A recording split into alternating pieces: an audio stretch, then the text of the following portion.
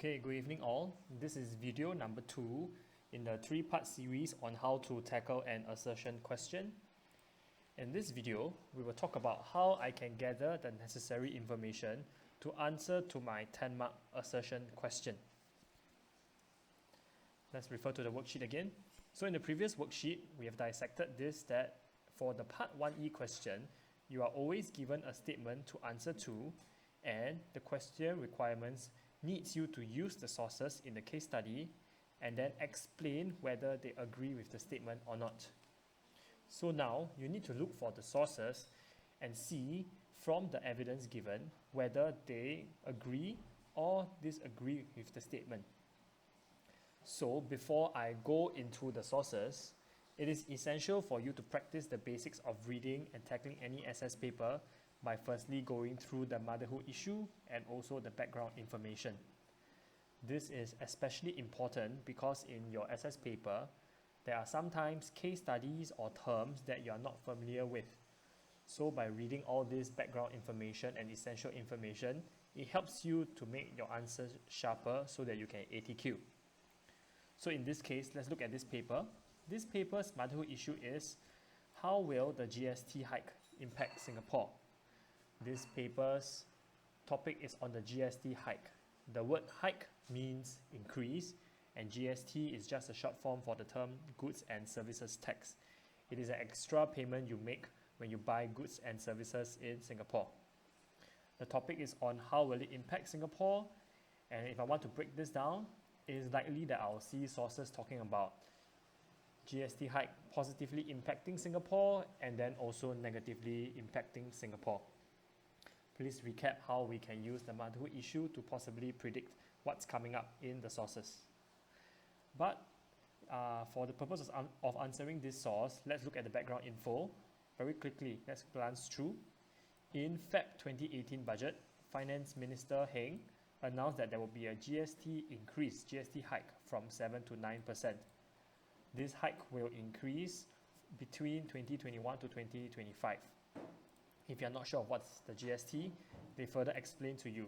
The GST is a tax placed on goods and services sold in Singapore. It is paid to the government by businesses selling the goods and services after the consumers have paid for them. In effect, the GST is revenue for the government. Let me put this in layman terms. For instance, when you buy McDonald's and you have a set meal for $10, it is likely that currently you will pay $10.70 because for the $10 meal that you're buying, you as a consumer are paying 7% of it, which is 70 cents. You pay it to McDonald's and then they will pay it to the government. These sums of money are collected by the government when people purchase goods and services, and then in totality, they provide revenue for the government. These GST can be seen as money or income for the government. So this is the context of what's GST. In the second paragraph, the government tells you that the increase in GST is important because they need this revenue to provide services for people. The services such as healthcare, security, and infrastructure. So you see here that the GST is necessary because it gives the government money to provide essential services for citizens. In the last paragraph, it says, many Singaporeans, however, are concerned because there is a potential rise in living costs and whether there will be adequate income increase to help them cope with that. Let's take a look at this. By common sense, when I raise the GST, it means that your citizens have to pay extra 2% whenever they buy goods and services. So directly, this will impact us negatively because our living costs will increase. Instead of paying $10.70 for my McDonald's meal, I now have to pay $10.90. And this effect will be amplified when I apply the GST increase to all the goods and services that we buy on a daily basis. So lastly, people question whether the GST hike is necessary. Is there any other way for me to finance the government? Can the government make money through other ways without taxing me? So this paper will explore that. So now, there are the many different sources, and it is likely that when you are doing question 1E, you would have read the different sources. and you will have made your different interpretation of their messages and their arguments.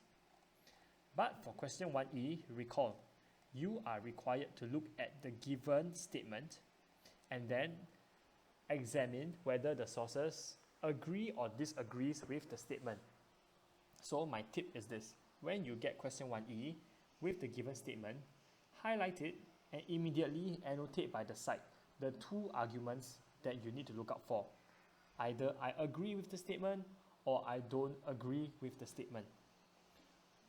Okay, so when you look at sources A, B, C, D, E, look at the clues given to you and the evidence within them. Tell yourself, do I think this source agrees or disagrees with the statement?